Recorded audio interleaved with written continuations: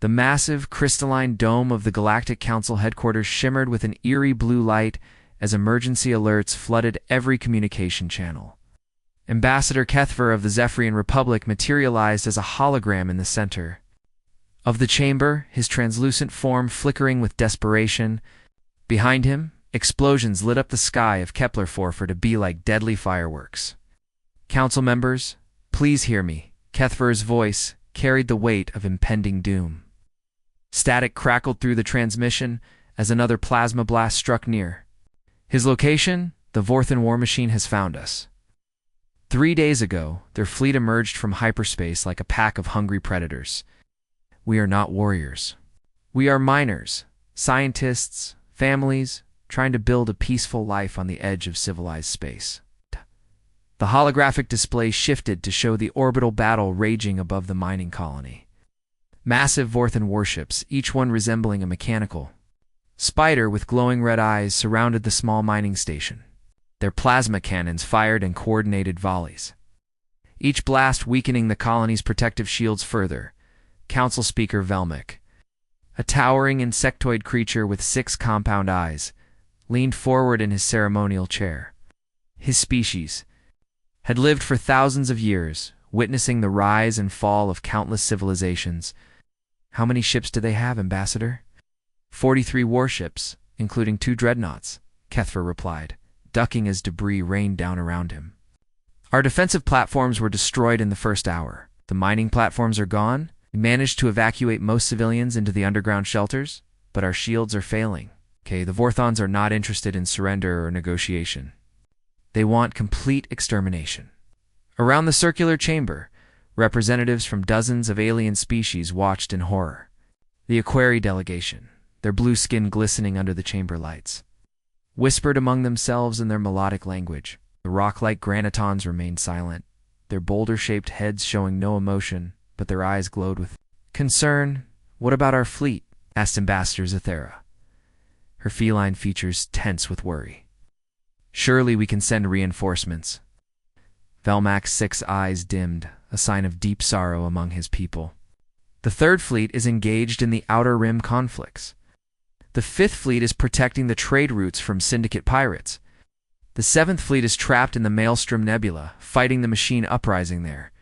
Every ship, every pilot, every weapon we have is already committed to 17 different battlefronts." The chamber fell silent except for the crackling of Kethver's deteriorating transmission. In the background they could hear the screams of his people as another section of the mining station collapsed under Vorthon fire. "So we abandon them?" The question came from Ambassador YTHEK of the Peaceful Harmony Collective. "We simply watch as another innocent world burns. What choice do we have?" Velmox's voice carried the exhaustion of someone who had made too many impossible decisions. To break our defensive lines elsewhere would doom billions of others. The mathematics of war are cruel but absolute. From the darkest corner of the chamber, where few dared to look, came a voice that sent chills through the assembled delegates. Ambassador Quintal of the Observer Council stepped into the light. His species was ancient beyond measure. Their pale skin covered in intricate tattoos that seemed to move and shift in the dim lighting. The observers had witnessed the birth and death of stars, had seen empires rise to greatness and crumble to dust. "There is one option," Quintal said, his voice barely above a whisper, yet somehow audible throughout the vast chamber. "We have never dared to consider." Every eye, compound or otherwise, focused on the ancient being. Even the background chatter of the communication channels seemed too quiet, as if the universe itself was listening. "The Sol System," Quintal continued, his words falling like stones into still water. "The quarantined world. The Deathworld designation, Kepler 5349c, locally known as Earth." The reaction was immediate and visceral. Ambassador Zathera's fur stood on end. The HFY delegation began backing away from their seats, their gills fluttering with fear. Even the stoic granitons shifted uncomfortably, their rocky forms grinding against the chamber floor. "You speak of legends?" Velmic's voice trembled, his usual composure cracking. "Myths told to frighten children into staying close to their parents. The stories of creatures that evolved on a world so hostile that it breeds monsters instead of civilized beings." "They are not myths," Quintal replied calmly. "My people have observed them for centuries. We watched as they survived ice ages. That would have ended any other species. We witnessed their wars, conflicts so brutal that they made the Vorthan Empire look peaceful by comparison. They fight each other with weapons that would terrify seasoned warriors, yet somehow they also show compassion to their enemies." The holographic display of Kepler-44 to be flickered as another massive explosion rocked the mining station. Kethver's form became increasingly unstable as the transmission equipment took damage. "Ours," he gasped through the static. "We have, perhaps.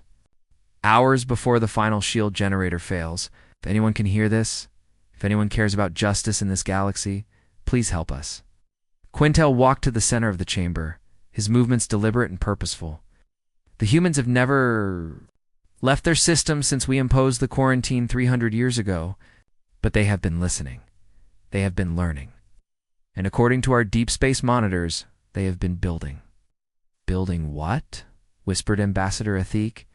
"Warships," Quintel replied. "Ships designed not for exploration or trade, but for the one thing humans excel at above all other species in the galaxy: war." The chamber erupted in panicked discussions. Some delegates demanded immediate evacuation of the council station. Others argued for strengthening the quarantine around Earth. But Velmic raised his hand for silence. His 6 eyes fixed on the ancient observer. "You suggest we contact the Deathworlders directly?" Quintal nodded slowly. "Zephyrians will die within hours. The Vorthan fleet will then move on to the next target, and the next.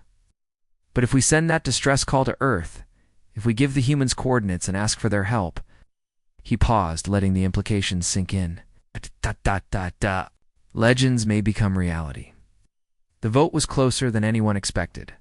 Fear warred with desperation in the hearts of every delegate.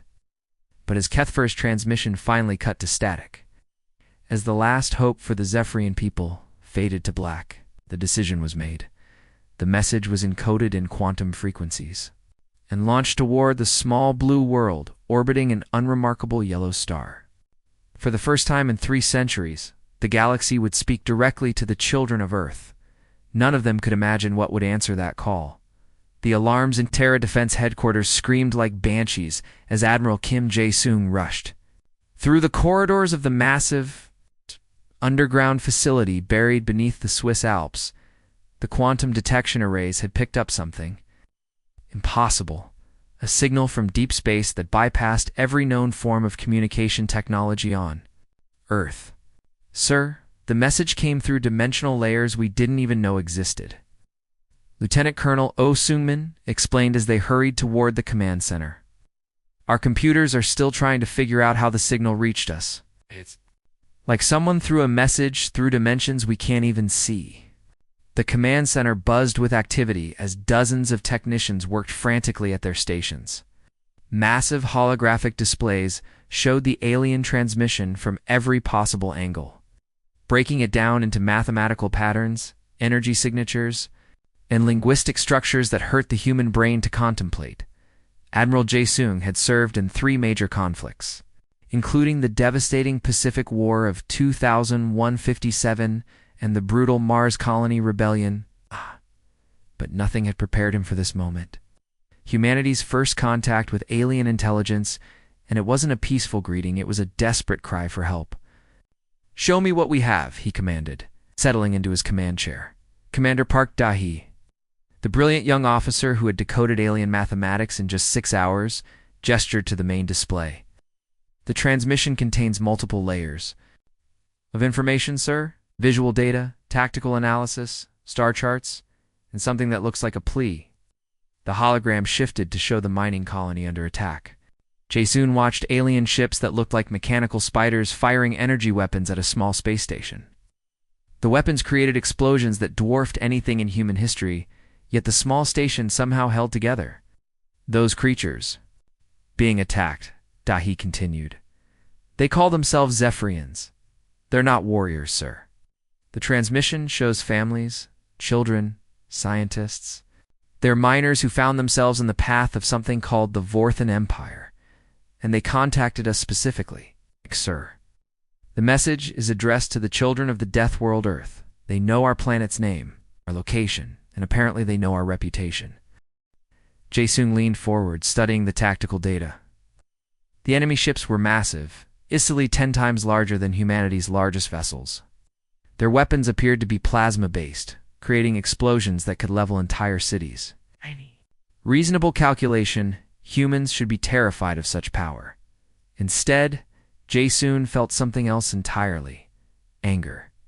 "They're bullying civilians," he muttered, watching the alien attackers systematically destroy mining platforms. "Look at their formation. They're not even trying to capture the colony. They want complete destruction." "Sir, there's more," Dahi said, pulling up another section of the transmission. The message includes references to something called the Galactic Council. Apparently, there's an entire civilization out there. Dozens of species, hundreds of worlds, and they've been watching us. Watching us for centuries, sir? They call our planet a quarantine world and us Deathworlders. From what I can translate, they think we're too dangerous to contact normally. The absurdity of it struck Jae-sung immediately. Aliens thought humans were too dangerous, yet they were asking for help against other aliens who were committing genocide. He almost laughed. But the images of Zephyrian families hiding in underground shelters kept him focused. "Get me President Lee," he ordered. Within minutes. The secure quantum channel connected him directly to the Blue House in Seoul. President Lee Min-ho's weathered face appeared on the screen. His expression grave but determined. "Mr. President, you've seen the transmission?" "Every terrifying second of it," Lee replied. "My science advisors tell me this changes everything we thought we knew about the universe. But right now I'm more concerned about those innocent people dying while we talk. Sir, this could be a trap. We know nothing about these aliens or their politics. Admiral, I've read your psychological profile. You don't believe this is a trap. Any more than I do." Lee's eyes hardened with resolve. "Those attackers are slaughtering civilians. If we can help, we have a moral obligation to act. The tactical situation is challenging, sir. Their ships are larger, their weapons more advanced. We'd be going in blind against an enemy that might outclass us completely." President Lee was quiet for a moment, then smiled grimly. "Admiral, do you remember what the American generals said at Bastogne in 1944 when the Germans demanded surrender?" "Nuts, sir." "Exactly. These Vorthans want to exterminate innocent people, and they think nobody in the galaxy can stop them. Let's prove them wrong." The authorization came through within the hour, along with deployment orders that would have seemed impossible just days earlier. The Terra Expeditionary Fleet would launch immediately, carrying the hopes and fury of an entire world into the unknown depths of space. At Luna shipyards, massive fusion reactors roared to life as humanity's most advanced warships prepared for their first interstellar mission. The dreadnought Soul's Pride dominated the formation, nearly 2 kilometers of armor plating, railgun batteries, and missile pods. Her 12 escort destroyers, each one a masterpiece of human engineering, arranged themselves in perfect formation. Captain Yoon Soo-jin, commanding the destroyer Inchin's Hammer, ran final systems checks as her crew prepared for combat. "Engineering? Report status on the fusion drive." "Drive is hot and ready, Captain," came the reply from Chief Engineer Han Bora. "We can maintain maximum acceleration for 72 hours before requiring maintenance. Weapon status: railgun batteries loaded with tungsten penetrator rounds. Missile pods are fully armed with nuclear-tipped torpedoes. Point defense systems are online." Similar reports came from every ship in the fleet. Humanity's war machine, built in the crucible of Earth's conflicts, was ready to test itself against the galaxy. Admiral Jae-sung stood on the bridge of Soul's Pride, watching Earth shrink in the view screen as they accelerated toward the edge of the solar system. Behind them, the combined industrial might of humanity worked around the clock to build more ships, more weapons, more ammunition. "Sir, we're receiving transmission from ground control," reported Communications Officer Lee. "Hyojin. General sentiment from Earth is ... enthusiastic. Recruitment centers are reporting massive increases in volunteers." Jae-sung nodded. Humanity had always been at its best when fighting for something greater than themselves. The idea that innocent people were dying somewhere in the galaxy while brutal oppressors claimed victory had awakened something primal in the human spirit. "Navigation, Set course for the Kepler 442 system. Maximum burn, aye, sir. Estimated travel time at maximum acceleration, 14 days. As the fleet engaged their fusion drives and accelerated past the orbit of Neptune, every human aboard understood the magnitude of their mission. They were no longer just representatives of Earth. They were humanity's introduction to galactic civilization, and if the Vorthons wanted to see why aliens called humans Deathworlders, they were about to get a very educational demonstration. The stars had never seen anything like humanity unleashed. They were about to learn why Earth's children fought not just to win, but to protect those who couldn't protect themselves. Behind them, Earth's factories worked overtime building the fleets that would follow. The galaxy was about to discover what happened when you threatened innocent people in front of a species that had survived by never backing down from a fight.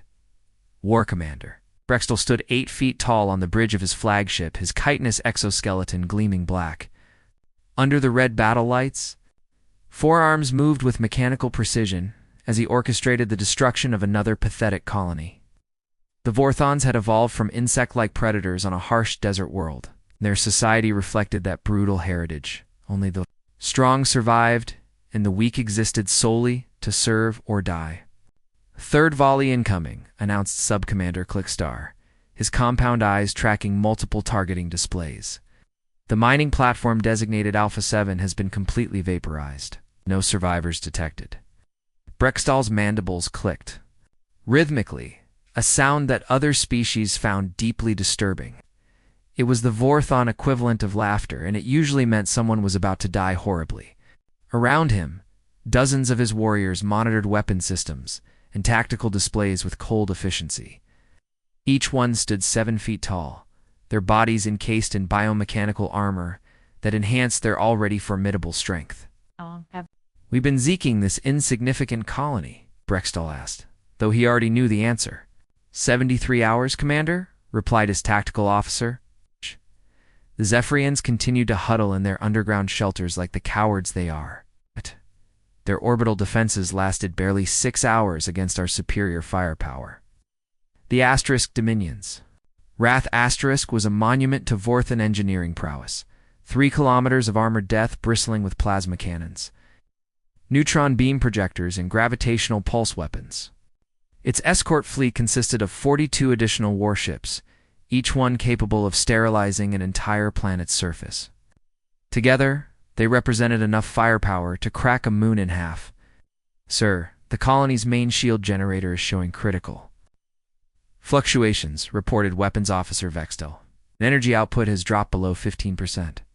Complete collapse is inevitable within the next 4 hours." Brextel walked to the massive viewport that dominated the bridge's forward section. Outside, the space around Kepler 442b was filled with the debris of destroyed orbital platforms, mining vessels, and defensive satellites. The Zephyrians had tried to evacuate their civilian population, but Vorthon interceptors had hunted down most of the transport ships like predators chasing frightened prey.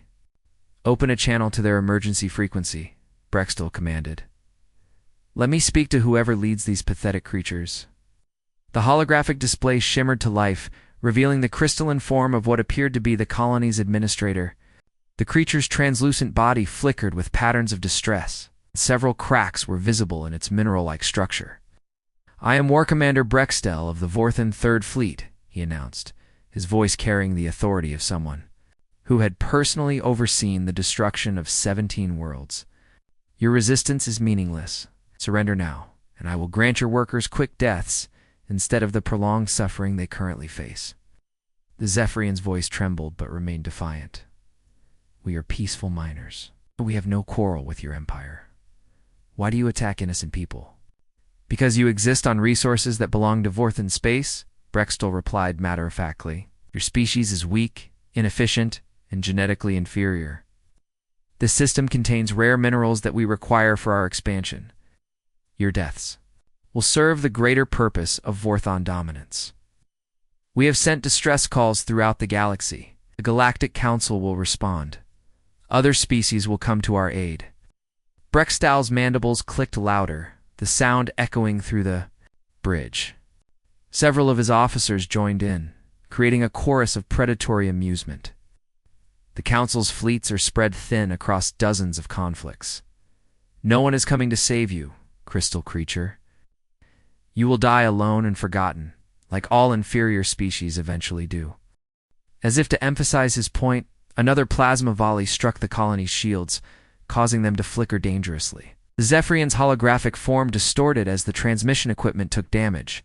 Perhaps I should tell you about the other worlds we have conquered, Brextel continued, pacing around the communication display like a predator circling wounded prey. The aquatic myriads of Kepler 438b tried to hide in their deepest ocean trenches. We boiled their seas. The silicon-based crystallites of Wolf 359c thought their mineral bodies made them invulnerable. We discovered that superheated plasma melts even the hardest crystals. Interrupted sensor operator Zekmoth. I'm detecting unusual energy. Signatures at the edge of the system. Multiple contacts approaching on intercept vectors. Brextel dismissed the report with a wave of one of his four hands. Probably Council reconnaissance drones, or perhaps a single scout ship. The Council lacks the courage to send significant forces against Vorthan might.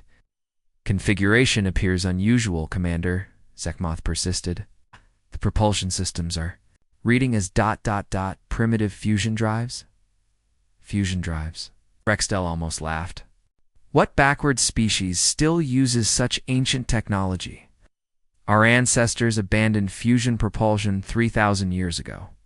His weapons officer, Vextel, looked up from his tactical displays with confusion. Sir, the approaching vessels appear to be armed with kinetic projectile weapons, mass drivers, and what looks like chemical explosive warheads. This time Brextel did laugh, a horrible chittering sound that made the Zephyrian on the communication channel recoil in fear. Kinetic weapons? Chemical explosives? Are you telling me that some primitive species is approaching us with technology that belongs in a museum? Confirmed, sir. 12 vessels total. One large ship approximately 2 kilometers in length. 11 smaller escort vessels. They're broadcasting on multiple frequencies, but the language is completely unknown to our translation systems. Brextel, turn back to the terrified Zephyrian. It appears someone heard your pathetic cries for help after all. Some backward species with ancient weapons thinks they can challenge Vorthan supremacy. You will have the privilege of watching their destruction before your own. All weapons, maintain bombardment of the colony, he ordered. Deploy fighter. Wing 7 to intercept these primitive fools. Let's give them a demonstration of what happens when inferior technology meets Vorthan's superiority. 30 Vorthan fighters launched from the Dominion's wrath.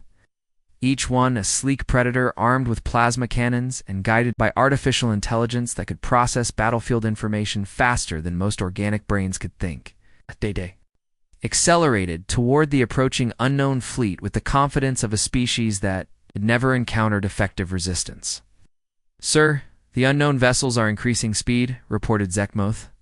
Their acceleration profile is ... unusual. They appear to be tolerating G-forces that would kill most known species. Interesting, Brextel mused.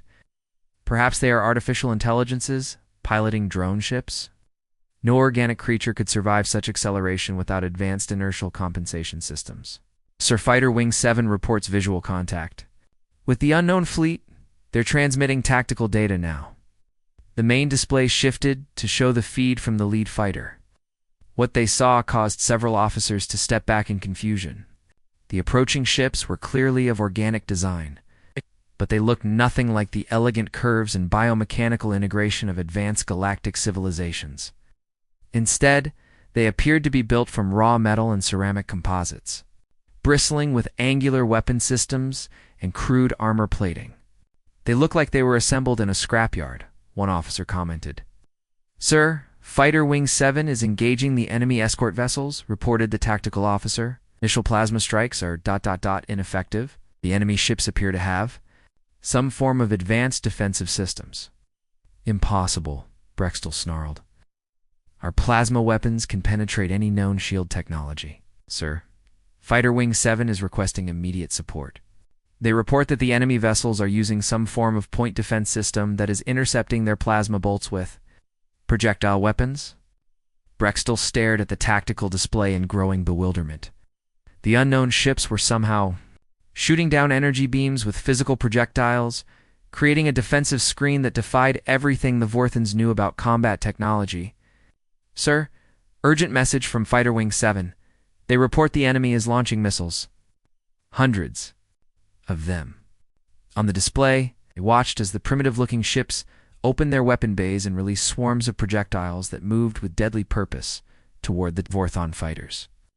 The missiles appeared crude and ancient, but they moved with an intelligence and adaptability that spoke of sophisticated guidance systems. Evasive maneuvers, Brextel ordered, but it was too late.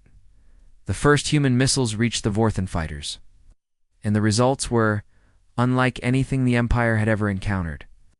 Instead of single explosive warheads, each missile split in two, dozens of smaller projectiles that overwhelmed the fighters' point defense systems. The explosions that followed were not the clean energy discharges of advanced weapons, but the raw, brutal detonations of chemical explosives designed for maximum destruction in less than 30 seconds. Fighter Wing 7 ceased to exist. Impossible, Brextel whispered, staring at the tactical display that now showed empty space where 30 of his best fighters had been moments before. Sir, the unknown fleet is still approaching. They're broadcasting again, but our computers still cannot translate their language. Brextel's confidence wavered for the first time in decades. What kind of species used primitive technology with such devastating effectiveness? Who were these aliens, and why did their ancient weapons seem more dangerous than anything in the Vorthon arsenal? He was about to find out exactly why the galaxy called them Deathworlders. The moment the Terra Expeditionary Fleet materialized at the edge of Kepler 442, every sensor array on the Sol's Pride lit up like a Christmas tree. Admiral Kim Jae-sung stood at the center of the command bridge, his weathered hands gripping the tactical rail as data streamed across dozens of holographic displays. Tactical assessment. Now, he commanded, his voice carrying the authority of someone who had never lost a battle. Lieutenant Commander Cho Mina worked frantically at her station, her fingers flying across quantum processors that analyzed the battlefield in microseconds. Sir, we have 43 hostile contacts surrounding what appears to be a mining station. The attackers are using coordinated plasma bombardment patterns. Colony shields are at critical levels. The attackers, unknown configuration, sir. Ships are massive. Their flagship is nearly 3 times our size. But Admiral ... paused, studying the tactical data with growing excitement. Their weapons are all energy-based. Plasma cannons, particle beams, directed energy systems, no kinetic weapons detected. Admiral Jae-sung felt a predatory smile cross his face. During the Mars Rebellion, human forces had faced similar odds against technologically superior enemies. They had learned a fundamental truth about warfare. Advanced technology meant nothing if you didn't understand your enemy's capabilities. Commander, Park, open all channels. Let's introduce ourselves to the galaxy. Commander Park Tae-hee activated the communication systems, broadcasting on every frequency the human fleet could generate. Unknown fleet, this is Admiral Kim Jae-sung of the Terra Expeditionary Force. You are attacking civilian targets. Cease your bombardment immediately and withdraw from this system. The response came back within seconds, transmitted through technology that made human equipment look primitive. The voice that filled the bridge was harsh, alien, and filled with contempt. Primitive creatures, you dare approach Vorthon space with your pathetic vessels. I am War Commander Brextel of the 3rd Fleet. Your ships will be destroyed, and your crews will serve as examples of what happens to those who interfere with Vorthon conquest. Park Tae-hee looked up from her station. Sir, they're powering weapons. All 43 ships are targeting us. Weapons status? Jae-sung asked calmly. All railgun batteries loaded and ready. Nuclear torpedo tubes are hot. Point defense systems are online. Missile pods report full loads. Jae-sung walked to the forward viewport, watching the Vorthon fleet arrange itself in what appeared to be a classic envelopment formation. They moved with the confidence of predators who had never encountered serious resistance. They think we're primitives, he murmured to himself. Let's show them what primitives can do. The first Vorthon plasma volley lit up space like a miniature sun. 43 ships fired simultaneously, creating a coordinated barrage designed to overwhelm any defensive system. The energy beams reached across space at the speed of light, each one carrying enough power to vaporize a city block. But the human ships were no longer where the plasma beams expected them to be. Evasive pattern. Delta Jae-sung ordered. Full acceleration. All ships, weapons free. The 12 human vessels scattered like a pack of wolves, their fusion drives creating brilliant trails as they accelerated at G-forces that would have crushed most alien species. Human pilots, conditioned by centuries of atmospheric flight on a high-gravity world, handled the crushing acceleration with casual ease. Captain Yoon Sujin, commanding the destroyer Incheon's hammer, watched her tactical display as Vorthan plasma beams passed harmlessly through space where her ship had been moments before. Weapons. Target their formation center. Full spread. Nuclear-tipped torpedoes. Torpedoes away, Captain. Time to target, 47 seconds. The human missiles were unlike anything the Vorthans had ever encountered. Instead of seeking single targets, each torpedo was programmed with adaptive artificial intelligence that could rewrite its mission parameters during flight. As they approached the alien fleet, the weapons began exhibiting behavior that defied Vorthan understanding. "Sir, the primitive missiles are ... changing course," reported the Vorthan tactical officer aboard the Dominion's Wrath. "They appear to be coordinating with each other?" War Commander Brextel watched in growing confusion as the human weapons split into smaller submunitions, each one seeking a different target. His point defense systems, designed to intercept energy-based attacks, struggled to track physical projectiles that moved with unpredictable intelligence. "Impossible," he snarled. Ow. "Can chemical propulsion create such sophisticated guidance?" Systems. The first human torpedo reached a Vorthan destroyer and detonated with the fury of a small star.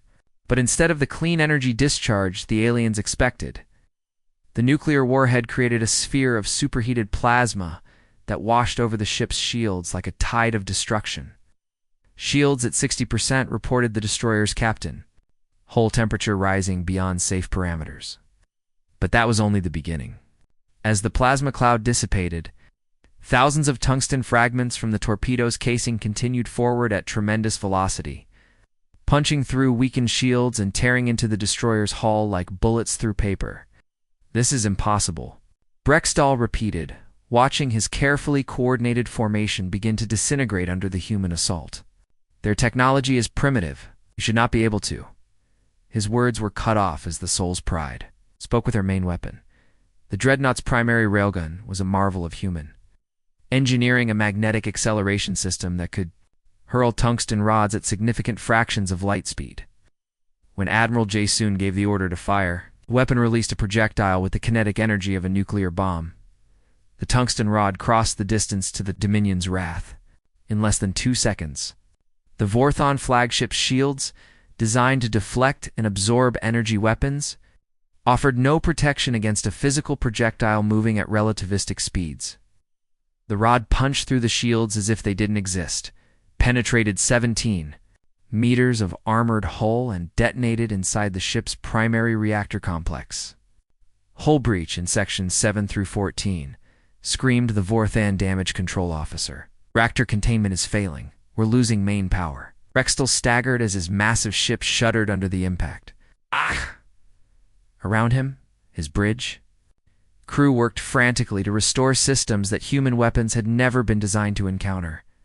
"How is this possible?" he demanded. "Their weapons are ancient.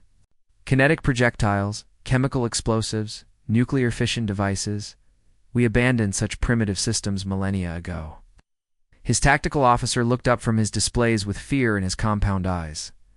"Sir, I think that's exactly the problem. Defenses are designed to counter advanced energy weapons. We have no effective countermeasures against kinetic bombardment." Captain Park Manesio of the destroyer Bison's Fury lined up her next target with predatory precision. "Weapons. Paint that heavy cruiser with targeting lasers. All missiles. Full spread." "Aye, Captain." Firing solution locked. Missiles away. Vorthon cruiser tried to evade, its pilot never imagining that primitive fusion drives could generate such acceleration. The human missiles caught the alien ship during its turn, striking the vessel's weakest armor sections with devastating precision. But these weren't simple, explosive warheads. Each missile carried a payload designed specifically for space combat. Thousands of tungsten ball bearings accelerated to tremendous velocities by shaped charges. When the warheads detonated, they created expanding clouds of hypersonic shrapnel that turned the target's hull into twisted metal. "Sir, the human fleet is using coordinated packed tactics," reported the Vorthen sensor operator. "They're not fighting like civilized species. They're behaving like ... like predators." Brextel watched his tactical display as another of his ships disappeared in a ball of nuclear fire. The humans weren't just defeating his fleet, they were hunting his ships with the calculated ferocity of apex predators. "All ships fall back to defensive formation," he ordered. "Concentrate fire on their flagship." But the human vessels refused to cooperate with Vorthen tactical doctrine. Instead of maintaining formation, they scattered across the battlefield like a pack of wolves, each ship seeking targets of opportunity, coordinating their attacks through quantum communication systems. The Soul's Pride accelerated directly toward the Vorthen formation, her armor scorched by plasma fire, but her weapon systems fully operational. Admiral Jason stood on his bridge like an ancient warrior king, directing his fleet with the cold precision of someone who understood that in space, as on Earth, victory belonged to the most ruthless. "All batteries, continuous fire," he commanded. "Show them what humans do to bullies." The Dreadnought's secondary weapons opened fire in sequence, railgun turrets hurling tungsten penetrators, missile pods launching nuclear-tipped torpedoes, and point defense systems creating walls of hypersonic projectiles that no Vorthen ship could penetrate. Within 20 minutes of first contact, half the Vorthen fleet was either destroyed or crippled. The remainder, including Brextel's damaged flagship, began withdrawing toward the system's edge in growing panic. "Sir." "Enemy fleet is in full retreat," reported Commander Park Dahi, her voice filled with quiet satisfaction. "Colony shields are stabilizing. We're receiving transmissions from the surface. The Zephyrians are safe." Admiral Jason nodded, watching the surviving Vorthen ships flee into hyperspace. "Send a message to Terra Command. Tell them that humanity has officially introduced itself to galactic civilization." As the human fleet moved to secure the mining colony, every species in the sector learned a fundamental truth about the children of Earth. They might use primitive technology, but they wielded it with the savage efficiency of creatures born on a world that created only survivors. The galaxy would never underestimate humanity again.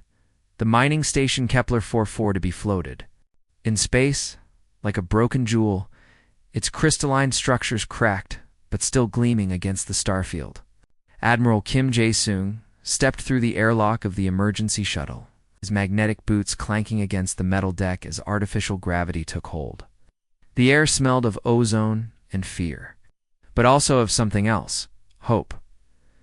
Waiting for him in the station's main assembly hall were the survivors.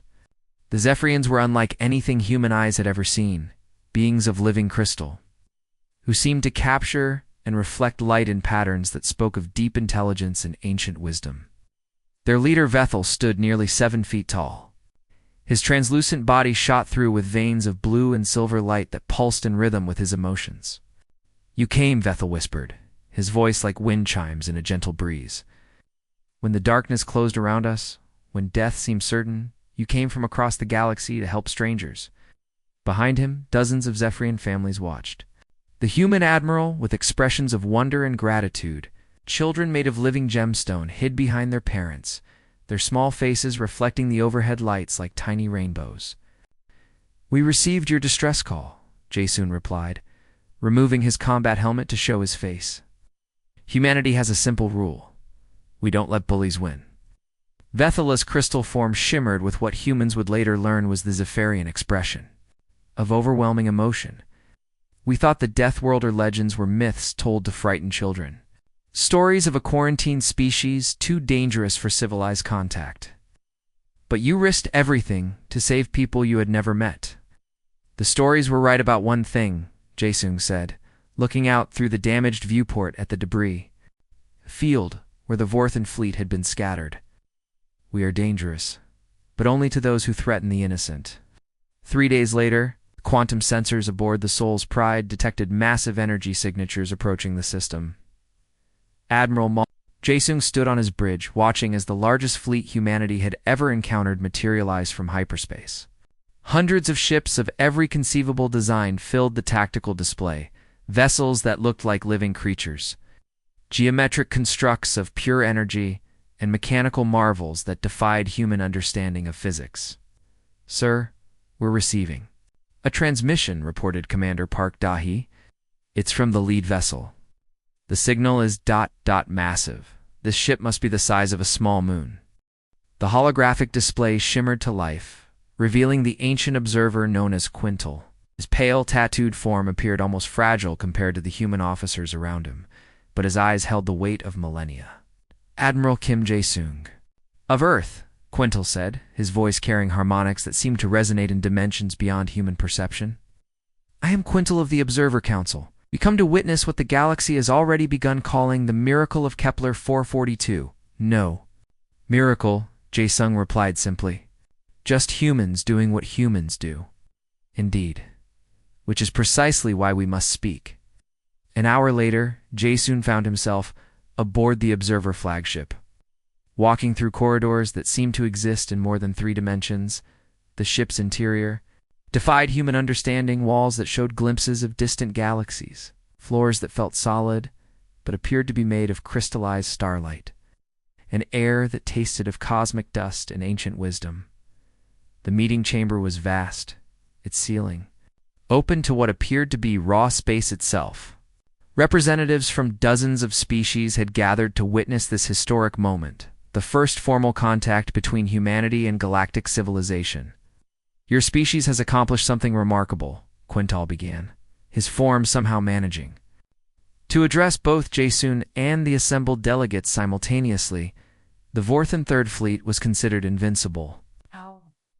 They had conquered 47 systems without significant resistance. Yet you scattered them in less than 30 minutes. "They were bullies picking on civilians," Jae-sung replied. "Back home we have a saying, bullies always fold when someone fights back." A ripple of communication passed through the assembled aliens' languages made of light, sound, electromagnetic pulses, and things that human minds couldn't even categorize. Jae-sung realized they were discussing him as if he wasn't there. "The Galactic Council would be honored to offer Earth membership," Quintal announced. "Your species clearly possesses qualities that could benefit all civilized worlds." "As equals," Jae-sung said firmly. "Not as curiosities in a zoo or subjects to be studied. We've seen what happens when advanced civilizations think they know what's best for others." The chamber fell silent. Several alien delegates backed away from their positions, their body language suggesting shock or fear. "You would dictate terms. 2 species that have traveled the stars for millions of years," asked a delegate whose form seemed to be made of crystallized mathematics. "I would suggest," Jae-sung replied calmly, "that a species' age doesn't automatically make them wise." The Vorthans were probably ancient too, but they were still wrong about what happens when you threaten innocent people in front of humans. Quintal's tattooed form seemed to shift, and for the first time in centuries, the ancient observer smiled. "Fascinating. Your species combines primitive technology with sophisticated thinking.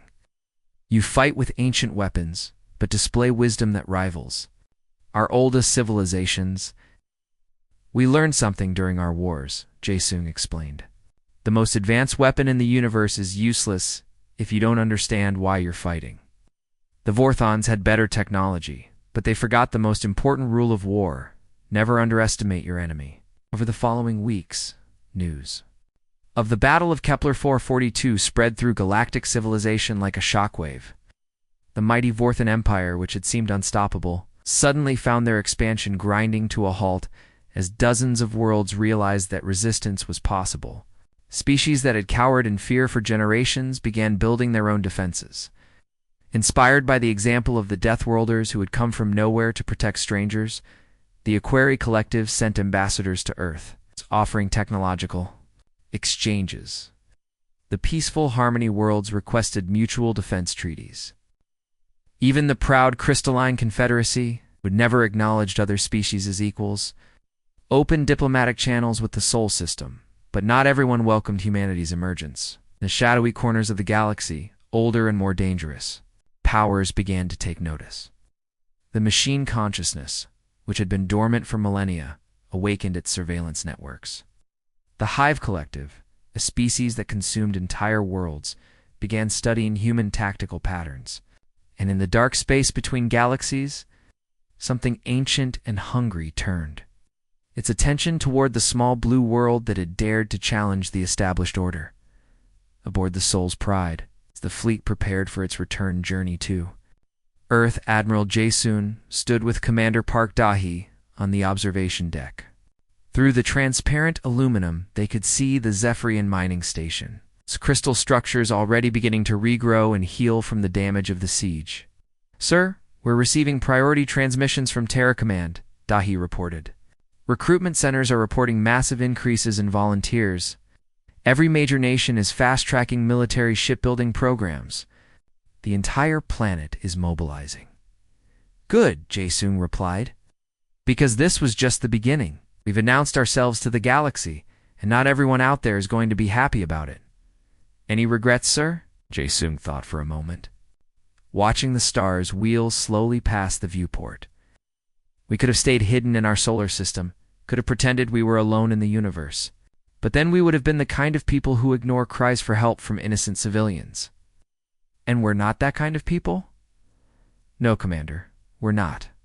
For better or worse, humanity has always been the species that runs toward the sound of gunfire. The galaxy is about to learn what that means." As the Terra Expeditionary Fleet engaged their fusion drives and began the long journey home, they left behind a changed galaxy. The age of Vorthon dominance was over. The time of human expansion had begun, and somewhere in the vast darkness between, stars' ancient powers stirred and began to plan. The Deathworlders had announced themselves with violence and courage. Now they would discover what happened when the galaxy's true predators decided to respond. But that, as they say, is another story. The children of Earth had taken their first steps into the wider universe. They had chosen to walk that path not as conquerors or explorers, but as protectors of those who couldn't protect themselves. The stars would never be the same. The end.